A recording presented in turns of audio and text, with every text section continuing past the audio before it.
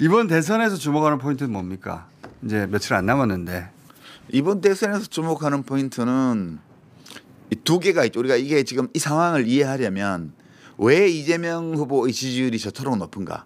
일반 여론조사도 그러하고 지금 후보 경선에서도 90% 내외. 왜 저렇게 강고해졌는가? 이거 하나 해석이 필요하고요. 두 번째는 최근 여론조사 흐름을 보면 탄핵 직후로 가 있잖아요. 그렇죠. 우리가 계속 내가 그 얘기를 했어요. 그 미친 것 같은 그런 여론조사 지표의 변화만 나타났고 민심 변화는 일체 없다. 탄핵 이후로 지금까지. 그거는 우리 여론조사 꽃에서는 그랬는데 작년 총선 때도 마찬가지였어요. 그때 2월 3월 초까지 민심은 변화가 없고 여론조사 지표의 변화만 있다 그랬습니다.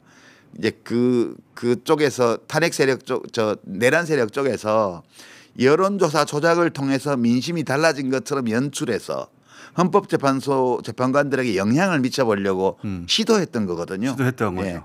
이제 그게 무의로 돌아갔고 그리고 지금 그 기간 동안에 이상한 여론조사 흐름이 나타났던 게 이제 거품이 꺼지면서 지금 원래의 자리로 가는 거예요. 다른 조사들도 대부분. 그렇게 되는데 이제 왜 그러면 국힘 쪽 후보들은 후보를 넣으면 그 국힘 후보를 찍겠다는 답변보다 더 떨어지지?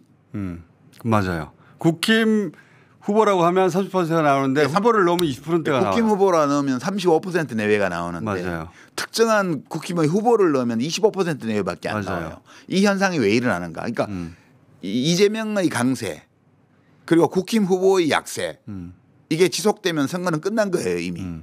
지금 그런 추세예요. 후보 등록 전에 선거가 이미 끝나 있는 상황으로 가는 거예요. 특별한 변수가 없는 한은. 이게 마지막 변수는 만에 하나 대법원에서 이재명 후보를 아웃시킬 수는 없어요. 아웃시킬 수는 없죠. 그러나 이제 정치적으로 공격 포인트를 받을 수 있는 포인트를 만들어 줄 수는 있겠죠. 그러려고 하는 것 같아요. 근데 그래도 안 꺾일 거예요. 저도 그렇게 생각합니다. 이제 이재명 후보는 원래 그 두 가지를 해설을 하자면 요새 해설이 본업이 아닌데 하여튼 하자면 굳이 이재명 후보는 원래 민주당의 비주류예요. 아웃사이더였어요. 철저한 비주류였죠.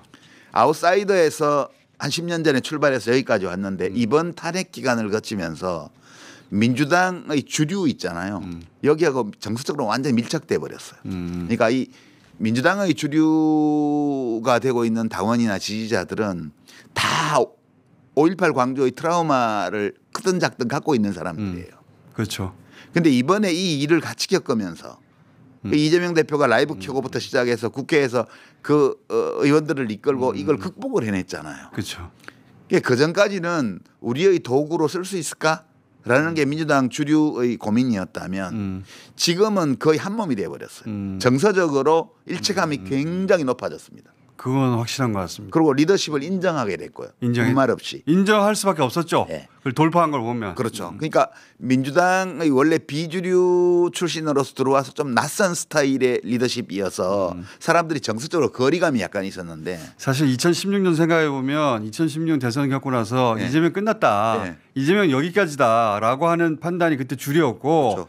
되살아나기 힘들 거라고도 많은 사람들이 얘기했어요. 근데 이렇게까지 기적적으로 살아났어.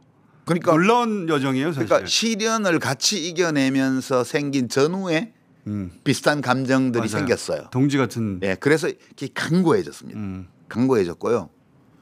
그다음에 왜 그러면 국힘당 후보들은 약세냐? 그 베이스가 분열됐습니다. 당원 지지층 베이스가요. 그 토대가 분열됐어요. 그러니까 땅꺼짐 현상처럼 그냥 국힘당 이러면 35%가 모이는데 그렇지. 특정 후보를 넣으면 근데 김문수를 지지하는 사람들 중에 상당수는 죽었다 깨도 한동훈을 못 찍는 거야. 그러니까 한동훈을 지지하는 사람들 중에는 죽었다 깨도 김문수랑 홍준표는 못 찍겠는 거야. 그래서 어느 후보가 와도 지금 이 탄핵으로 만신창 내란을 일으켰다가 탄핵당해서 이 보수진영 전체가 난장판이 돼 있는 이 조건에서 이 전체를 하나로 통합시킬 후보가 없는 거예요 지금. 윤석열의 공이 크죠. 이건 마치 싱크홀처럼 큰 구멍을 만들어내 버렸어요. 그래서 제가 구멍이 아니라 갈라졌어요. 쭉 균열이 쭉 갔습니다. 크레바스가 만들어졌어요. 그래서 융코홀이라고 부르는데 저는 엄청 큰 게 생겨가지고 윤코홀이에요.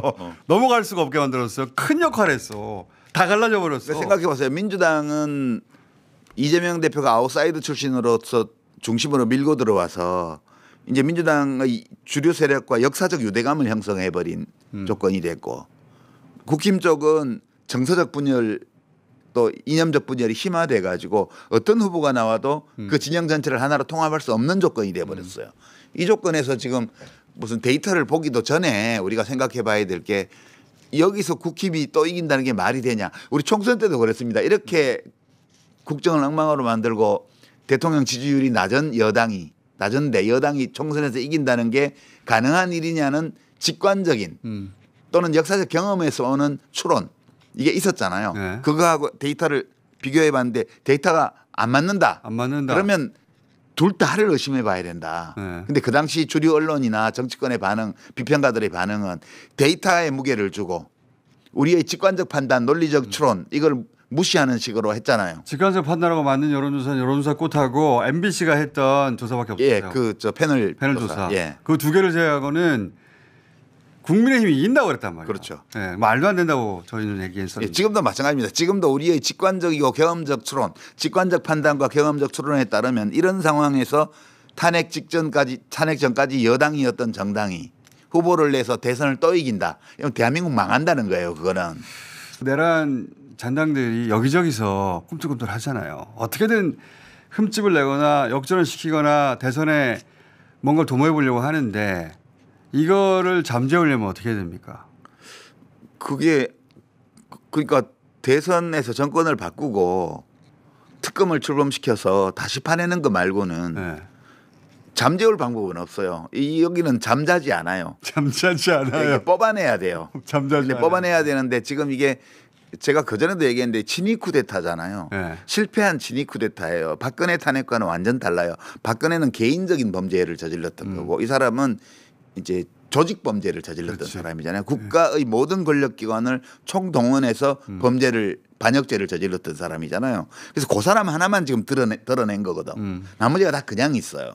내각부터 시작해서 싹 다 검찰 뭐 국정원 싹 다 그냥 있어요. 그러니까 이게 잔당이 일부 숨어 있는 게 아니고 그냥 뿌리가 통째로 남아 있는 거예요. 그러니까 지금 윤석열 한 명만 쫓아낼 수 있는 수준이 우리나라 사법제도의 상황이에요. 헌법재판소에서 윤석열 하나만 잘라냈지 나머지는 다 탄핵 기각을 하잖아요. 그리고 지기현 판사 같은 사람이 지 맘대로 왕처럼 자기 법정에서 해도 그거를 아무도 손을 못 대요. 그 정도로 우리 사회가 이 기득권들끼리 서로 봐주는 게 강한 사회예요. 이 조건에서는 대선이 끝나서 이재명 대표 후보가 대통령이 돼서 직무를 시작하기 전까지는 그 어느 것 하나 본질적인 해결이 불가능합니다. 예, 그래서 내란은 아직 끝나지 않았어요. 끝나지 않았어요. 예, 확실하게 이제 내란의 정치적 종결이 6월 3일 이루어지는 거고 그다음에 사법적 종결 수순으로 들어가야 됩니다. 그러니까 이거 가지고 또 뭐 무슨 정치 보복이다 어쩌고 그러는데 그게 아니에요. 이거는 대한민국의 헌법적 안정성과 확실성과 이런 것들이 다 걸려있는 중대한 문제거든요. 누구를 처벌해야 하는데 이런 문제가 아니고 이번을 마지막으로 이 잠재적 위험 이걸 끊어내야 돼요. 우리나라가. 확실하게. 네, 그래서 그 문제는 여전히 통째로 남아있는 과제다 이렇게 봐야 돼요. 그 수사 대상에서 저는 개인적으로 김건희 씨 포함해야 된다고 보는데 근데 이제 이거 별로 중요한 문제 아니에요. 어차피 다 딸려가게 돼 있다. 딸려가게 돼 있다. 뭐. 왜냐하면 부부는 처벌할 이렇게 그 이명박 때도 그랬고 과거에 우리가 항상 아니 그래왔거든요. 조국 부부를 시차를 두고 감옥에 보냈잖아. 그러니까 진보 진영의 이 정치인들은 예를 들어서 조국 또는 이재명도 부부까지 괴롭혀요. 다 기소해서 그렇죠. 하잖아요. 근데 보수 진영의 정치인들은 부부는 건들지 말라고 한단 말이지. 이번에도 그래야 되냐 이거예요. 니나 그래. 니나 그래. 니나 그래. 그 얘기 꼭 나올 것 같아 제가. 예. 김건희 씨는 그냥 딸려가는 거예요 이제. 예. 이제는 전화 건다고 말 들을 사람 없어요. 대통령도 아닌데 남편이. 그래, 니나 그래.